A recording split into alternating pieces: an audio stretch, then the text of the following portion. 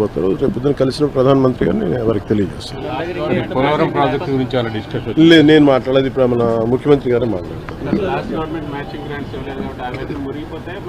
లేదు, ఉన్నాయి, వాళ్ళు అదే చెప్తా ఉన్నారు, వాళ్ళు వాడలేదు. అందుకనే కదా ఈరోజు అంటే మనకి నైతికంగా కూడా బలం ఉంది. కాకపోతే ఏంటంటే గత ప్రభుత్వం చేసిన ఈ తప్పులన్నీ మనకి వారసత్వంగా వచ్చినాయి.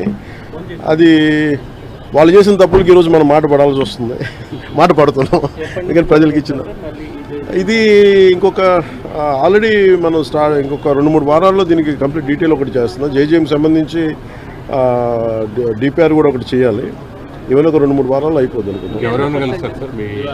ఈరోజు అంటే మన వైస్ ప్రెసిడెంట్ గారిని కలుస్తాం సాయంత్రం. అలాగే రైల్వే మన మినిస్టర్ గారిని కలుస్తాం. ఫైనాన్స్ మినిస్టర్ గారిని మన నిర్మలా సీతారామన్ గారిని కలుస్తాం.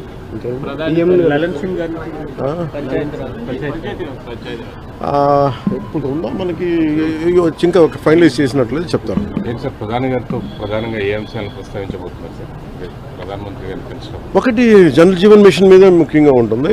అంటే ఎందుకంటే ప్రధానమంత్రి గారి కోరిక అంటే ఆయన కళ ఇది, ప్లస్ ప్రతి ఒక్కరికి రక్షిత మంచినీరు ఇవ్వాలని, దానికి మేమందరం కమిటెడ్గా ఉన్నాం. అందుకనే ఒక మోడల్ స్టేట్గా చేయాలనేది ఆయన నా అభిప్రాయానికి తెలియజేయడానికి.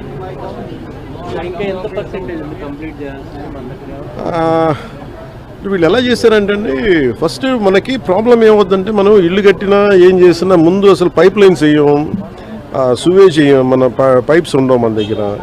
ఇప్పుడు సమస్య ఏముందంటే మన దగ్గర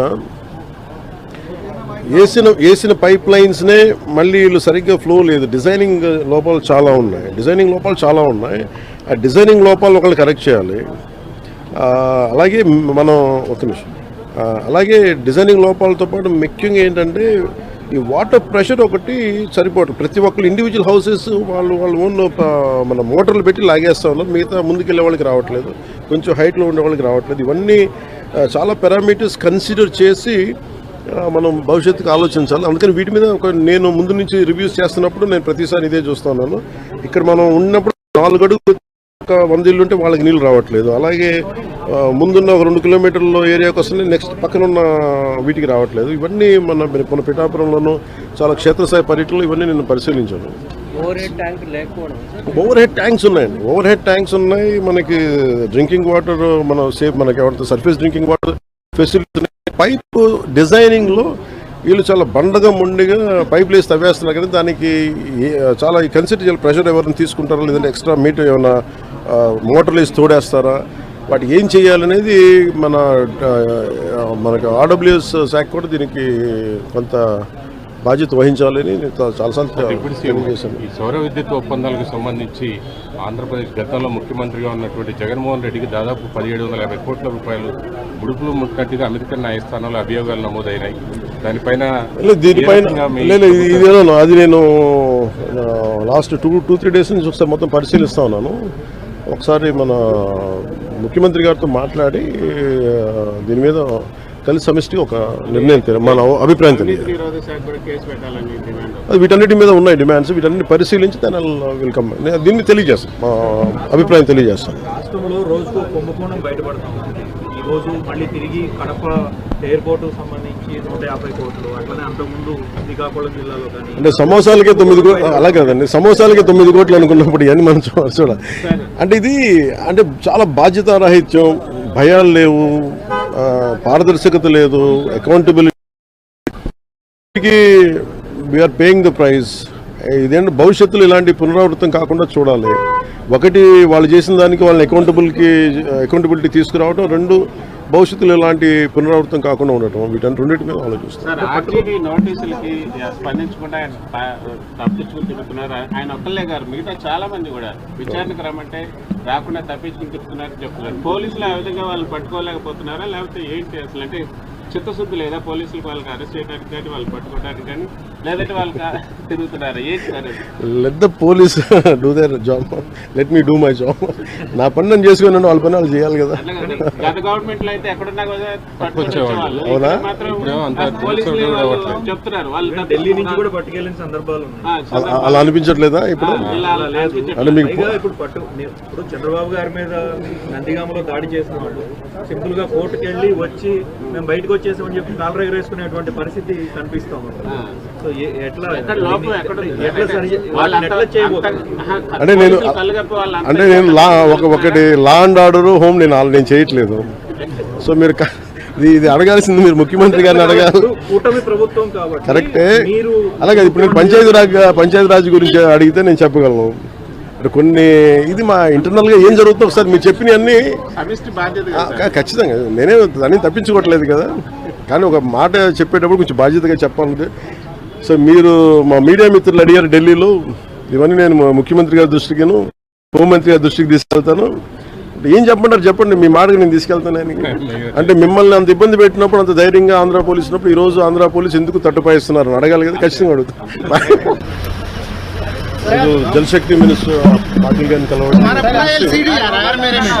మెయిన్ జేజేఎం జలజీవన్ మిషన్కి సంబంధించిన పనులు అడగడానికి వచ్చాను. బడ్జెట్ ఒకటి, టైంలో ఒకటి ఎక్స్టెన్షన్ చేయమని.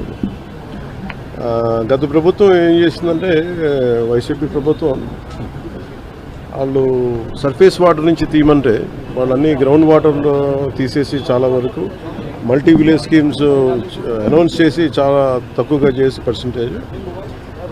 ఒకటి మ్యాచింగ్ గ్రాంట్ ఇవ్వకపోవడం వల్ల మన కేవలం లెస్ దెన్ 2,000 కోట్ల రూపాయలు వాళ్ళు రాష్ట్రానికి వాడారు. వాళ్ళు మ్యాచింగ్ గ్రాంట్ ఒకటి ఇవ్వకపోవడం, ఇంకా మనకి 16,000 కోట్లు ఇంకా వాడుకోవాల్సింది, దానికి సంబంధించి ఒకటి. అలాగే ఈ సర్ఫేస్ వాటర్ నుంచి తీసుకోవాలని కొంచెం ఎక్స్ట్రా ఖర్చు అవుతుంది, దీని మీద మాట్లాడుకున్నాం.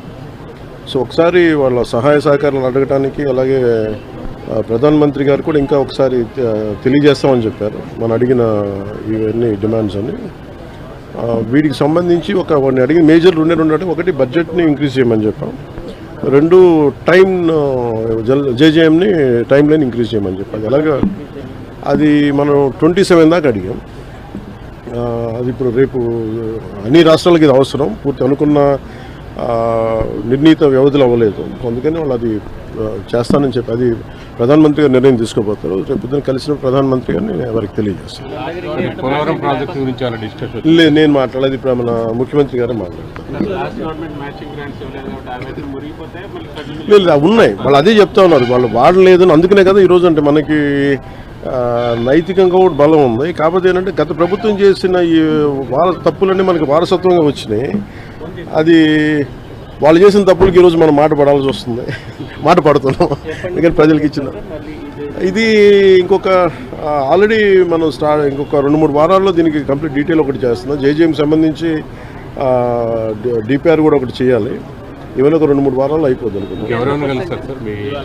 ఈరోజు అంటే మన వైస్ ప్రెసిడెంట్ గారిని కలుస్తాం సాయంత్రం, అలాగే రైల్వే మన మినిస్టర్ గారిని కలుస్తాం, ఫైనాన్స్ మినిస్టర్ గారిని మన నిర్మలా సీతారామన్ గారిని కలుస్తాం.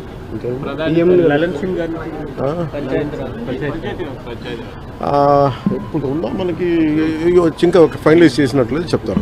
సార్ ప్రధాని గారితో ప్రధానంగా ఏ అంశాలను ప్రస్తావించబోతున్నారు సార్ ప్రధానమంత్రి గారు కలిసిన? ఒకటి జల్ జీవన్ మిషన్ మీద ముఖ్యంగా ఉంటుంది. అంటే ఎందుకంటే ప్రధానమంత్రి గారి కోరిక, అంటే ఆయన కళ ఇది, ప్లస్ ప్రతి ఒక్కరికి రక్షిత మంచినీరు ఇవ్వాలని, దానికి మేమందరం కమిటెడ్గా ఉన్నాం. అందుకనే ఒక మోడల్ స్టేట్గా చేయాలనేది ఆయన నా అభిప్రాయానికి తెలియజేయడానికి.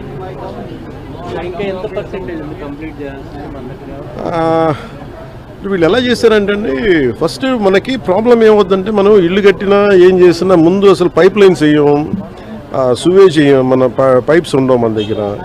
ఇప్పుడు సమస్య ఏముందంటే మన దగ్గర